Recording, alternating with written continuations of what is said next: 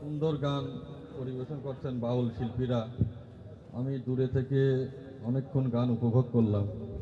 ভিতরে আমার একটা অনুষ্ঠান ছিল, হয়তো আমি অনেক আগেই এখানে উপস্থিত হতাম।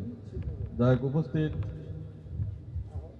সাধুগুরু, লালন ভক্ত, অনুসারী, অনুরাগী, সামনে সমস্ত দর্শক ভাইরা, আমি প্রথমে জানাই আমার শুভেচ্ছা, অভিনন্দন এবং সাধুগুরুদের প্রণাম।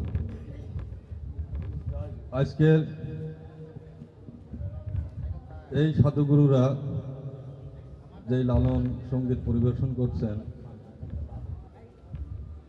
এই আমাদের পবিত্র ঈদুল আজহার উদযাপনের পরপরই এত সুন্দর একটা সাধু সংঘ যে আয়োজন করেছেন আমার রাজ্জাক ভাই, বাউল আব্দুল রাজ্জাক, এবং ঢাকা থেকে অনেক শিল্পীরা তার সঙ্গে সফর সঙ্গে হয়ে উপস্থিত হয়েছেন।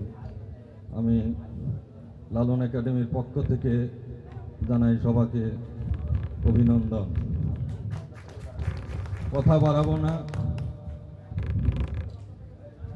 আমি আজকে আপনারা লালন একাডেমির এই কমিটিকে যে দায়িত্ব দিয়েছেন, আমরা জানি না কতটুকু দায়িত্ব পালন করতে পারছি। আমি বর্তমান ভারপ্রাপ্ত সাধারণ সম্পাদক হিসাবে দায়িত্ব নিয়ে কাজ করছি। আমার সম্পাদক সাহেব উনি একটু অসুস্থ থাকায় কমিটি আমাকে দায়িত্ব দিয়েছেন।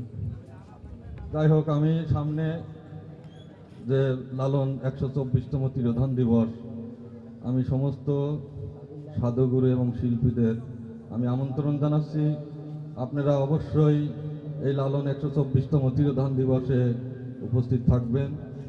এবং আমি আশা করব আজকের এই যিনারা গান পরিবেশন করছেন এই মঞ্চে যাতে আপনারা এই তিরোধান দিবসে গান পরিবেশন করতে পারেন, সেই জন্য আমি আপনাদের আমন্ত্রণ জানাচ্ছি। অবশ্যই এখানে গান পরিবেশন করবেন। যিনারা প্রথম রাত্রিরে হয়তো যদি নাও আসতে পারেন, 5 দিন ব্যাপী এই অনুষ্ঠান, আমি আশা করি আমার এই কমিটি সমস্ত বাউল ভক্ত বাংলাদেশের আনাচে কানাচে যিনারা আছেন তাদেরকে সুযোগ দেওয়ার জন্য আমরা আপ্রাণ চেষ্টা রাখব, এই আশাই ব্যক্ত করে আমি আমার বক্তব্য শেষ করছি।